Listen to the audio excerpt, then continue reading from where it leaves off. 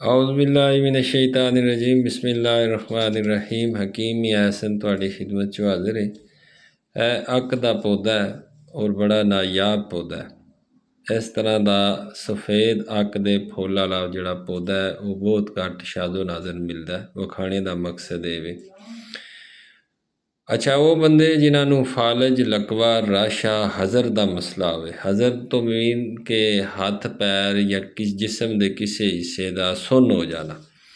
इस तो अलावा खाते पींदे बंदे का चेहरे का रंग भुस्सा होना और जिस बंदे के चेहरे ते नखार ना हो, खून की कमी हो, जिनसी कमज़ोरी हो, मर्दाना कमज़ोरी हो, उसके वास्ते शिंगरफ इस अक दे फुल दे जिहड़े ने उसके पत्तियां दा पानी या अक दे फुल दा पानी कढ़ के ते शिंगरफ तैयार की जाती है।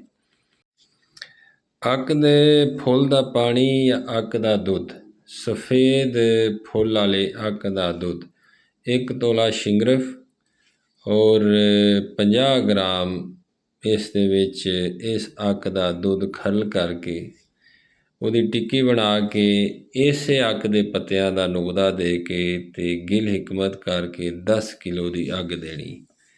10 ਕਿਲੋ ਦੀ ਅੱਗ ਦੇ ਕੇ ਜਿਸ ਟਾਈਮ ਹਾਂਡੀ ਜਿਹੜੀ ਹੈ ਉਹ ਸਰਦ ਹੋ ਜਾਏ, ਅੱਗ ਠੰਡੀ ਹੋ ਜਾਏ, ਕੱਢ ਕੇ ਕੁਸ਼ਤੇ ਨੂੰ ਖਰਲ ਕਰ ਲੈਣਾ। ਖਰਲ ਕਰਕੇ ਇਸ ਦੀ 1 ਰੱਤੀ ਖੁਰਾਕ ਕੇ ਸੁਬਹ ਸ਼ਾਮ ਮਸਕੇ ਨਾਲ